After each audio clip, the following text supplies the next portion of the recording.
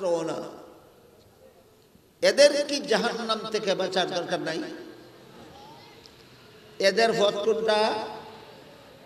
এই পথটা আল্লাহ রাসূল বাতায় দিয়েছেন,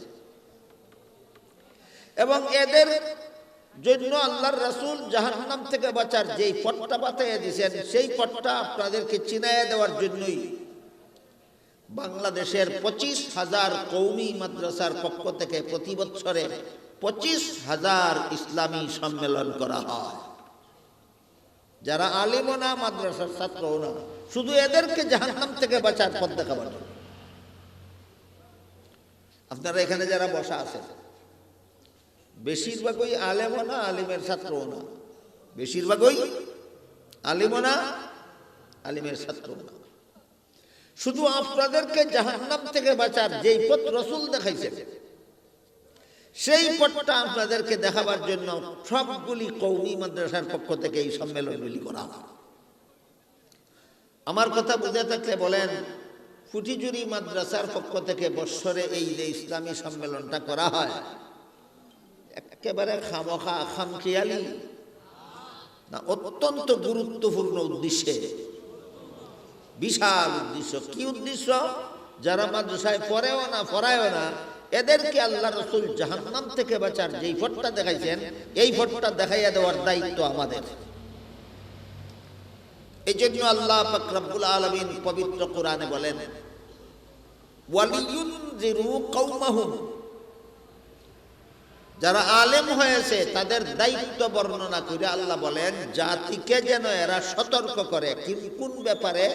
জাহান্নামের ভয়ঙ্কর শাস্তির ব্যাপারে। সারমর্ম হইল, আলেমদের দায়িত্ব জাতিকে জাহান্নাম থেকে বাঁচার পথ দেখাও, গোটা মানব জাতিকে জাহান্নাম থেকে বাঁচার পথ দেখানি আলেমগণের দায়িত্ব।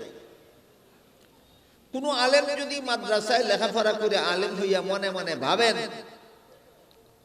আমার নামাজ আমি পড়ি, আমার রোজা আমি রাখি, আমার হালাল পথে আমি চলি, আমার ইবাদত বন্দেগী আমি করি, সমাজের মানুষ বেনমাজি বেরোদাদার, সমাজের মানুষ সুদকুর ঘুষকুর মদকুর গাঞ্জাকুর হইয়া জাহান্নামে গেলে আমার কি আসে যায়? এই কথা যদি কোনো আলেম মনে করে, আমি ইবাদত বন্দেগী করি, সুদ খাই না, ঘুষ খাই না, মদ খাই না, গাঞ্জা খাই না, আমার বেহেশতে আমি যাব, সমাজের মানুষ বেনমাজি হইয়া জাহান্নামে গেলে, সমাজের মানুষ বেপরদা হইয়া জাহান্নামে গেলে, সমাজের মানুষ সুদকুর হইয়া জাহান্নামে গেলে, সমাজের মানুষ ঘুষকুর মদকুর হইয়া জাহান্নামে গেলে আমার কি আসে যায়? এই আলেম তার দায়িত্ব পালন করলেন না, আল্লাহর কাছে জবাব দিতে হবে। তোমারে আল্লাহ আলেম বানাইছিলেন জান বাঁচাবার জন্য নয়, তোমাকে আল্লাহ আলেম বানাইছিলেন সমাজকে জাহান্নাম থেকে বাঁচাবার জন্য। আজকে থেকে আমরা মনে রাখি, যারা আলেম না তাদের দায়িত্ব হইল জাহান্নাম থেকে যার যার জান বাঁচাও। যারা আলেম তাদের দায়িত্ব জানও বাঁচাও, সমাজও বাঁচাও, জানও বাঁচাও, সমাজও বাঁচাও। কাজেই আলেমগণের দায়িত্ব দুইটা, একটা নিজেদের জান বাঁচানি জাহান্নাম থেকে, আর একটা হলো সমাজের মানুষকে জাহান্নাম থেকে বাঁচার পথ দেখানো। এই দ্বিতীয় দায়িত্বটা পালন করার জন্যই মাদ্রাসার পক্ষ থেকে এই সম্মেলনগুলি করা হয়। এই মর্মে রাসূল বলেন, আও মুস্তামিআন, তোমরা যারা আলেম না, আলেমের ছাত্র না, তোমাদের জন্য জাহান্নাম থেকে বাঁচার পথ হইল তোমরা মনোযোগে আলেমদের কথা শুনো এবং তাদের কথা মতো জীবনযাপন করো। এটা তোমাদের জন্য জাহান্নাম থেকে বাঁচার 3 নম্বর পথ। আলেমের কথা শোনা এবং আলেমের কথা মতো জীবনযাপন করা জাহান্নাম থেকে বাঁচার 3 নম্বর পথ। এই সিরিয়াল নম্বর সহ কথাগুলি স্মরণ রাখলে আগাগোড়া কথা পরিষ্কারভাবে বলবেন। আলেম হওয়াটা জাহান্নাম থেকে বাঁচার 1 নম্বর পথ, আলেমের ছাত্র হওয়া জাহান্নাম থেকে বাঁচার 2 নম্বর পথ, আলেমের কথা মতো জীবন যাপন করা জাহান্নাম থেকে বাঁচার 3 নম্বর পথ। প্রশ্ন জাগে যে আমার জীবন যাপন আমি করব, আলেমের কথা মতো করব না। আজও পর্যন্ত আমাদের সমাজের অনেক বড় বড় শিক্ষিতরাও এই প্রশ্নের জবাব জানে না। আমার জীবন যাপন আমি করব, আলেমদের কথা মতো করব কেন? খুব ভালোভাবে আমাদের বুঝে রাখা দরকার। রাসূল বলছেন, আলিমের কথা মতো জীবন যাপন করো যদি জাহান্নাম থেকে বাঁচতে চাও। মানুষের জীবনে যত কাজ আছে সবগুলি কাজ প্রথমত দুই প্রকার, একটা হইল ধর্মের কাজ আর একটা হইল সংসারের কাজ। নামাজ পড়া, রোজা রাখা, ইবাদত বন্দেগী করা, কোরআন তেলাওয়াত করা, তাসবিহ পড়া, জিকির করা, এগুলি হইল ধর্মের কাজ। গৃহস্থী করা, ব্যবসা করা, চাকরি করা, খাওয়া দাওয়া করা, ঘুমানি, পেশাব পায়খানা করা, এগুলি হইল সংসারের কাজ। আমার কথা বুঝে থাকলে বলেন, মানুষের জীবনের সকল কাজ প্রথমত কত প্রকার? দুই প্রকার, ধর্মের কাজ আর সংসারের কাজ। নামাজ রোজা ইবাদত বন্দেগী কিসের কাজ? ধর্মের কাজ। খাওয়া, ঘুমানি, পেশাব পায়খানা করা কিসের কাজ? সংসারের কাজ। রাসূল আলাদা আলাদা করছেন না, ধর্মের কাজ আলিমের কথা মতো করো, সংসারের কাজ তোমার ইচ্ছা মতো করো, এইভাবে বলছেন না। রাসূল বলছেন, আলিমের কথা শুনো, তাদের কথা মতো জীবন যাপন করো। জীবন যাপন করতে গেলে ধর্মের কাজও আলিমের কথা মতো করতে হবে, সংসারের কাজও আলিমের কথা মতো করতে হবে। আমাদের বুঝার ব্যাপার হলো, ধর্মের কাজ আলিমের কথা মতো কেন করব, আর সংসারের কাজ আলিমের কথা মতো কেন করব? ধর্মের কাজ আলিমের কথা মতো করার কারণ হইল, ধর্মের কোন কাজ কিভাবে করলে শুদ্ধ হয় আর কিভাবে করলে ভুল হয়, এটা আলিম ছাড়া কেউ জানে না। আপনি উযু করবেন, ধর্মের কাজ, কিভাবে উযু করলে শুদ্ধ হয় আর কিভাবে উযু করলে ভুল হয় জানে কে? আলেম জানে। উযু করতে হবে কার কথা মতো? আলেমের কথা মতো। নিজে ইচ্ছা মতো উযু করবেন, উযু ভুল হবে, এই উযুর দ্বারা নামাজ সহি হবে না। এই উযু আল্লাহর কাছে গ্রহণযোগ্য নয়।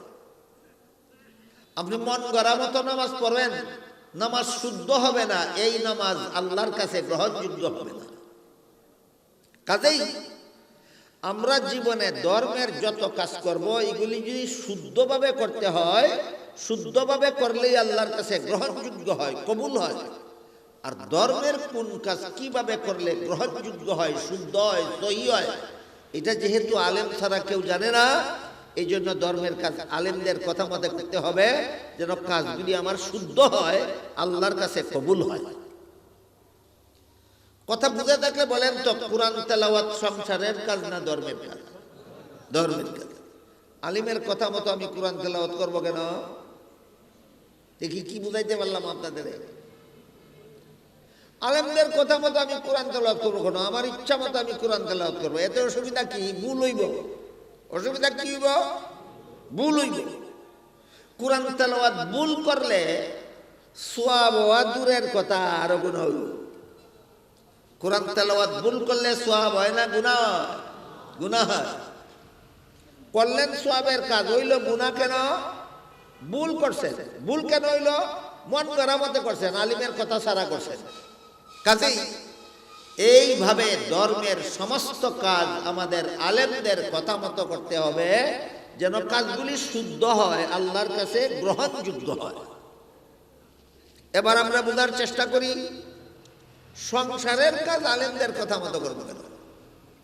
আমার ঘুম আমি ঘুমাইবো, আলেমের কথা মতো ঘুমাইবো কেন?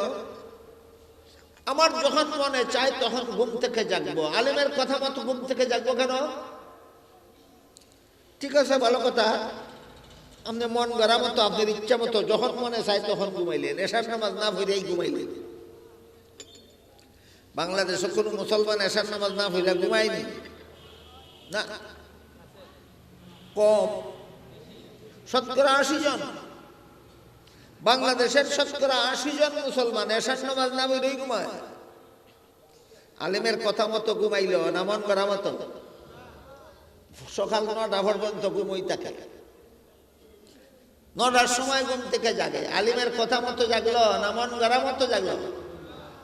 এক ঘুমে তার দুই বেলার ফরজ নামাজ গেল। এক ঘুমে কত বেলার ফরজ নামাজ গেল? এশা আর ফজর। কোনো সন্দেহ নাই তোমার এক রাতের ঘুম তোমাকে জাহান্নামে নিয়ে যাবে। এক রাতের ঘুমেই তোমার জাহান্নামে নিব, কারণ তুমি আলেমের কথা মতো ঘুমাইছো না, তুমি মন গড়া মতো ঘুমাইছো। যে ঘুমে তোমার এশার নামাজ পড়তে দিছে না, যে ঘুমে তোমার ফজরের নামাজ পড়তে দিছে না, এই ঘুম জাহান্নামে যাওয়ার পথ।